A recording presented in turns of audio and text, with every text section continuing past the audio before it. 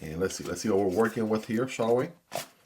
Bam, here we go. We got Vosteed's pouch here, right? Fabric with a nice leather patch in the middle here. We got paperwork, wiping cloth, the usual stuff in the box. But let's see what the Parallel is all about. Ooh, all right, listen. Yeah, this one's gonna rival one of Benchmade's model, and we'll get more into that here as we go. But man, oh man, let's take a closer look at this handle finish right here. It's got the, of course, titanium here with some sort of gold, sort of cracked gold lines going on. That looks so good.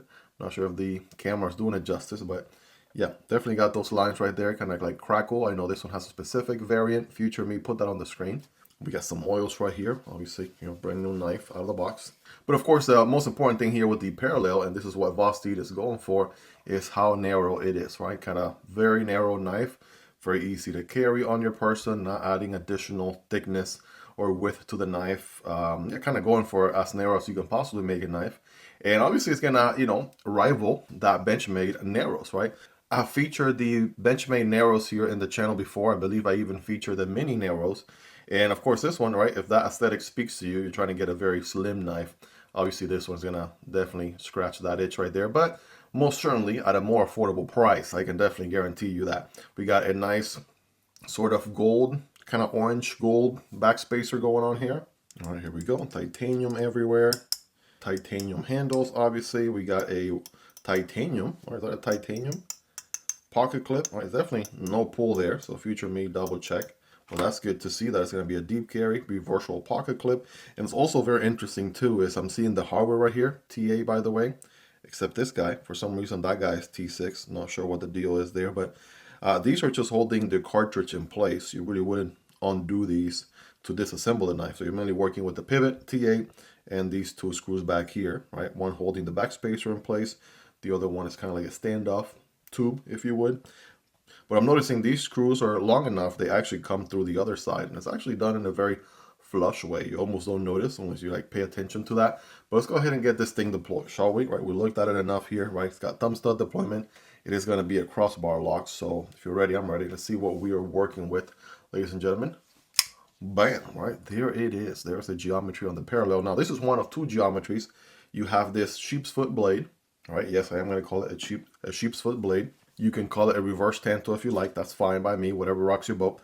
There's also a tanto version available as well. So you got two different geometries to choose from. And also some handle materials as well. But this one here's got the satin finish. Absolutely digging that with the flat grind. S35 VN on the steel there. Also loving the thumb studs match the same color as the backspacer. So that's a nice touch there. Absolutely, no doubt about it. And yes, it is a crossbar lock, so very thin kind of crossbar here. And of course the blade itself is also very thin. We'll get some measurements in a moment. Hey guys, really quick, I just posted a video for the 35K subscriber giveaway. I'm giving away 15 different knives, so I'll have a link to that video in the description and pinned comments. Thank you all so much for this amazing growth. 35,000 subscribers is an amazing number. Hopefully we can get to 50K by the end of the year. Check out the video, get entered to win, and best of luck to everybody. But get a feel for the action here. All right, there we go, kind of getting used to the crossbar lock here. All right, action is good. I don't even know if we have ball bearings here. We might just have washers. Future me double check, given, you know, how narrow the whole design is, to be honest. So that's interesting. Of course, we got some jimping here on the blade there, as you can see. And yeah, thumb deployment feels good. That reverse flick, oh man, come on, we can do that with the nail here all day. Sign me up. And of course, we can use the actual crossbar to deploy as well. Even got a little bit of, you know, listen to the acoustics. Even got some good acoustics going on. Absolutely digging that. Now the ergos, right? Obviously, it is intentional. It's not going to win a prize on one of the most girthiest, you know, handles out there. But for what it's worth, and for the weight, which we're absolutely going to check here in just a moment, right? And how narrow profile, like you're not really adding all that thickness to your pants whenever you put this in your pockets. Yeah, for what it's worth, I mean, we got some decent ergos to work with here. Forward choking here about this much. You can also do a hammer grip here like that. Still accommodating all 4 fingers. I have average size hands, as you guys know. Not too big, not too small, but we can definitely get some work done there. Kind of wish the jimping was a little bit longer, but you got this here. or obviously you can put your thumb a little bit further forward like that, but that is robust, rock solid, no movement up and down, side to side of any kind. So I also barely feel the pocket clip. I want to say that's obviously good news. I'm gonna go with a good solid 9 out of 10 right there. And of course, reversible for lefties. After all, you know, a crossbar lock knife is just as ambidextrous as it gets out there. So you can see here, demonstrating with my non-dexterity left hand. Also feels good to hold, like this position right here. This feels good to operate. Obviously, when you're, you know, disengaging the knife, the fact that they added some jimping back here, that's attention to detail. Kind of anchors the knife down as you open and close and stuff like that. So that's also very well done there, to say the least. So here we go. Moment of truth, of course. We're going to get the calipers out here. You already know what's going on. Let's see, guys. We are looking at 0.28 thickness on the handle, 0.27 to be exact. And yeah, it's way below the average of 0.5 for half an inch. And that blade thickness is going to be, actually, let's do a reading here while open, 0.07, 0.07 or 007, James Bond style, if you know what I mean. But yeah, that's definitely way thinner than the average 0.12, so definitely very slicey there. No doubt we'll see that in our scientific cutting test here in just a moment. Some quick overall length measurements here. All right, we got, let's see, about 7 inches or so, close to about 18 centimeters or less. We have a 3-inch blade. It kind of feels like 3-inch, maybe a little bit less. Yeah, a little bit less, 2.95-ish, around there. Around a 2.95-ish cutting path as well. So it will be legal in areas where you can carry under 3 inches of blade, so that's good.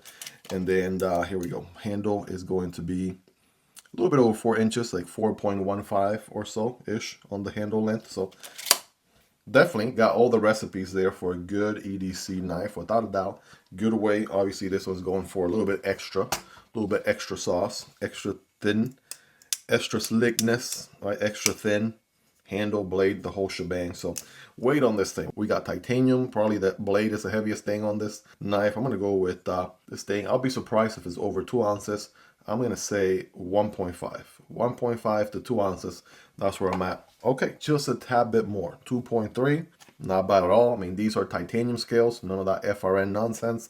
And yeah, I mean, at least you're still getting a decent weight. Still crazy lightweight. Yeah, EDC nice, 5, 6 ounces all day, 4 ounces, 5 ounces. So this is actually really good. And of course, I would zero out, Miguel. What the heck are you doing?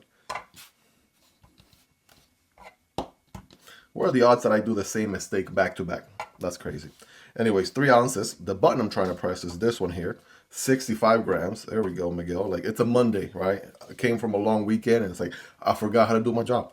2.3 ounces. Again, really good weight for EDC. Absolutely love to see that. So matter of fact, let me know in the comments, what is the ideal weight for you? Like, what kind of weight knives do you like carrying daily, right? What's kind of the cutoff line for you?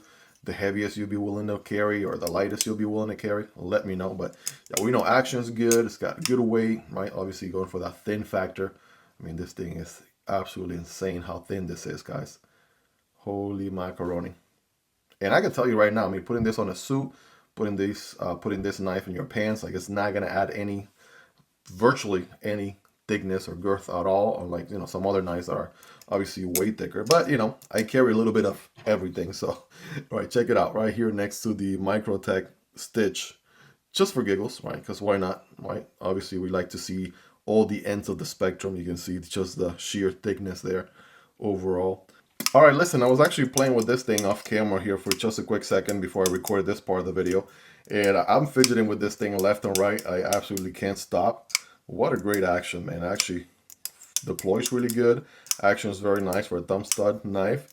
I can actually get at the other stud here for reverse flick with the nail, which is my preferred way of reverse flicking as compared to using the meat of the middle finger. And it's just very smooth. Like, actually, you know, the whole deployment and everything, once you figure out how much, you know, flick of the wrist it takes and whatnot. Absolutely digging that. Also, find it so epic that, look at this, right? Look at how the blade tucks into the handle. It's like very minimal distance from the blade to the handle.